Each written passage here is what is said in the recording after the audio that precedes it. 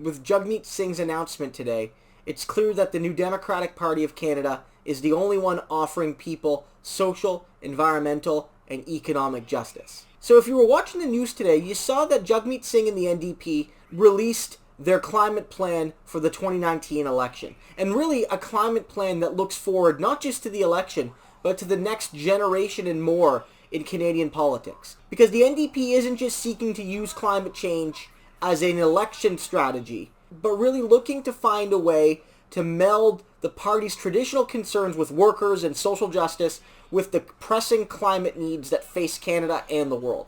And I think it's really a bold plan. I want to play for you the clip from Jagmeet Singh's official video release, and then I'm going to talk just a bit about some of the platform pieces in the document. We're looking at a planet that could become unlivable in our lifetime. People, especially young people, are scared. They're angry, and they're right. Our leadership has failed us. Justin Trudeau's Liberals delay with empty talk, and Andrew Scheer's Conservatives deny the climate crisis exists. The NDP has a plan, a new deal that will take on big polluters and make sure people have good jobs. We can tackle the climate crisis with a plan that works better for people. So that was a great clip. But really where the details come are in the party's actual words on the matter. And the party has a PDF on the website that goes into detail, relative detail, about each specific proposal. But I want to focus in on the party's list of key takeaway points for various issues related to climate justice. So in general, what you're seeing is one principle above all. That it's not jobs or the environment, it's jobs and the environment. That it's not social justice or the environment, it's social justice and the environment. That it's not just equality or the environment, it's equality and the environment. That we do not have to choose between those two, solitudes, the environment or the values we hold. We can do both. We can do both, and really we have to do both together. You can't do them separately. Putting our heads in the sand and saying that we can solve our bread and butter issues without solving the climate crisis is absurd. And it's also absurd to think that you can solve the climate crisis through a sort of bourgeois plan that decarbonizes the economy yet leaves 90-95% of the people in the dust. Neither of those things can work, and neither of those things will work. We need to do both together. And so these bullet points really outline this. The NDP, they're going to create hundreds of thousands of jobs retrofitting and researching and administering a new climate regime. Not only getting us there, but what it's like when we are there. Those retrofitting plans aren't just about job creation, however. They're going to create savings in the hundreds of dollars a year for Canadian families as their home heating and their home electricity become more efficient. And it's not just about that, it's also about transit. It's about getting people where they need to go and doing so in a carbon efficient way. And that's going to include electric vehicles, making electric vehicles more affordable, especially when those electric vehicles are built in Canada. But it's also about making transit electric, fully electric. And it's also making public transit free. So by building a system that makes transit more accessible and more universal and more affordable and more clean, we can build greater justice in that sense. And it's about addressing the fact that any plan to fight climate change must include diverse audiences. It must not just be for the quote-unquote downtown elites. It has to include Indigenous people, perhaps more than anyone. It has to include the needs and desires and perspectives and knowledge of Indigenous people. And this plan lays that out. And while this plan alone won't solve everything that we need to solve with building true reconciliation with Indigenous people, it is a step in that direction. Because any green plan that does not include Indigenous people is just another part of our legacy of cultural genocide.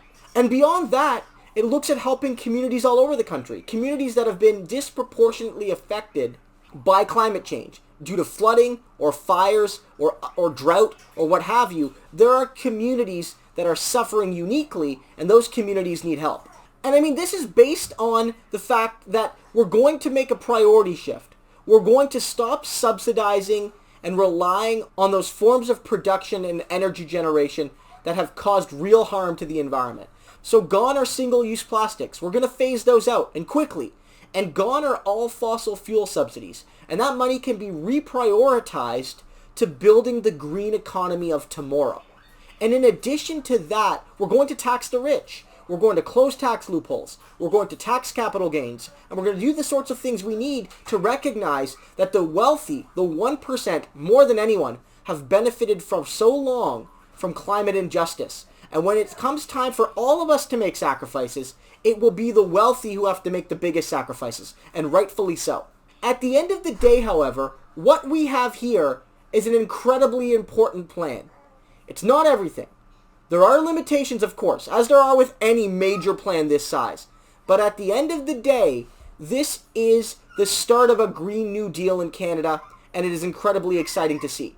It offers what the Liberals and Conservatives and Greens don't offer, which is an environmental plan that is ambitious, yet at the same time is inseparable from social and economic and cultural justice. Without those things, a green plan will not succeed and should not succeed. Many people have been demanding bold, ambitious, forward-looking policy from Jagmeet Singh, and rightfully so. The left in Canada needs to support the NDP. That's my view. But the left in Canada plays a crucial role when outside the party they push it to do better and be better and think bolder. And they've done that here. All of these platform pieces are something that the NDP holds dear, but were also key demands from grassroots activists in the anti-poverty communities and in the labor movement and in the environmental movement and indigenous movements and anti-racist movements. These programs are in part thanks to them. And it'll be the NDP and not the Liberal Party and not the Greens and not the Conservatives who will unite social and economic and environmental justice like never before. And with that unity, we can build a new Canada, one that has never been greater. So guys, thanks for watching. I hope you enjoyed this video. If you did, I would appreciate it if you liked, commented, and subscribed. It'd help spread the message and let people know that in this election, it's not just Justin Trudeau's, climate double face. That's the alternative to Andrew Scheer. There is a real, credible, pragmatic, bold alternative to both the climate denialism of Andrew Scheer and the climate disingenuousness of Justin Trudeau. And that is Jagmeet Singh, and it is the NDP. And if you can, I would appreciate your support on Patreon.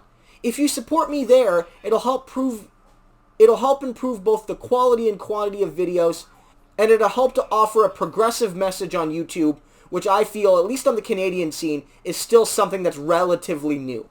So thanks guys for watching, and I'll see you in the next video.